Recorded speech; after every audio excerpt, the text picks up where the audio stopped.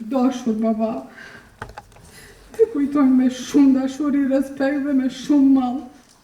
U prefsh në paqe shpirti shoh i qetë, kur se të haroj. Me një ceremoni komemorative në Shtëpinë e Kulturës Xhamali Berisha në Prizren, të hënën u përkujtua ikona e futbollit kosovar Erdogan Celina. Të pranishëm në këtë ngjarje ishin përfaqësues të institucioneve, miq, bashkëpunëtor, familjar të ndjerit dhe sportashës.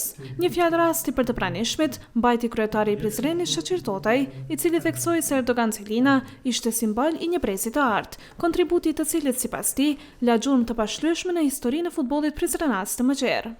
Erdogani gjithmonë kom pas si një personifikim, si një simbol i një sportistit devotshëm, i cili ton jetën jo vetëm si sportist, po edhe pastaj në fazën mbasi e kalon sportin aktiv, edhe si trajner, edhe si edukues i gjeneratave të reja, brezave të rinj, gjithmonë ka qenë një si shembull, model i një njeri të përkushtuar, një njeri i cili ashtu qysh e ka pas stilin e lojës, stabil, me vetë besim, me përkushtim, ashtu ka vazhduar dhe trajnerën e karrierit duke edukuar gjenerata të tëra.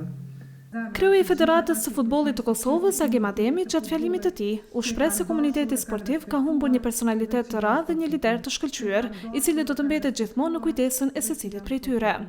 Erdogan Celina jetoi 75 vjet, por veprat e tij janë sikur të kishte jetuar 200 vjet. Do të thonë dikush tjetër 200 vjet mund të jetojë dhe mund mos të ketë, dhe sigurisht do të ketë veprat dhe karakterin dhe modelin e Erdogan Celinës. Thjesht Erdogan Celina e filloi në Liri, vazhdoi në Prishtinë, në Treçe, ku i ndihmoi secilën në objektivat e veta dhe më pastaj karrierën e vet si futbollist e përfundoi në Turqi. Por nuk u ndal. Prandaj thash të njëjtën e kohë, nuk u ndal dhe erdhi në si trajner në Liri, në Prishtinë, në Getuar, ku shumë futbollistë që dulin nga ai dhanë kontribut edhe në kombëtarët e Kosovës.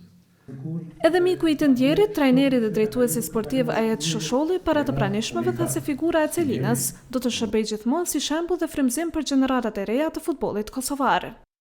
Edhe unikat, si njeri, me jetën private, i urtë, i shoqëruar shumë i ka, derisa në fushën e gjendët, edhe i pa kompromis, luftarak, agresiv, mirë po gjithmonë në sfada të korrekcisë dhe drejtë.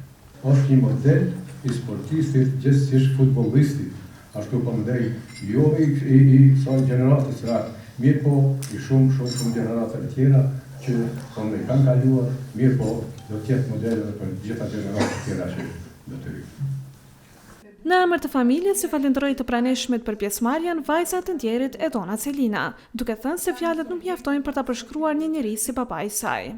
Ka shumë fjalë që mund të thuhet për një njerëz pas ndarjes së tij nga jeta, por ka njerëz të tillë që fjalët nuk mjaftojnë për t'i përshkruar.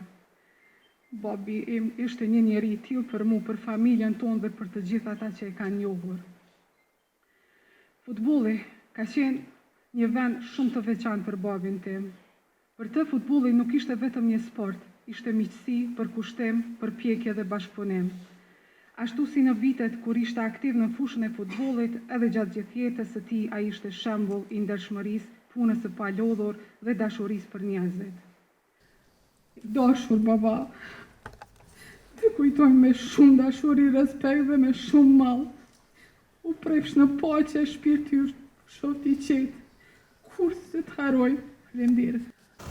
Erdogan Celina, si futbollist, mbrojti me krenarin qyrat e Prishtinës dhe ishte pjesë e Trepçës në periudhën e saj historike, duke qenë pjesë edhe e finales së Kupës së Jugosllavisë në vitin 1978. Dashurinë dhe përkushtimin ndaj futbollit të vazhdoi edhe pas përfundimit të karrierës si futbollist, duke drejtuar ndër të tjera Lirinë e Prizrenit dhe dha kontribut edhe në ekipin kombëtar U21 të Kosovës. Celina ndroi jetë mbrëmjen e së dielës në moshën 75 vjeçare pas një sëmundjeje të shkurtër.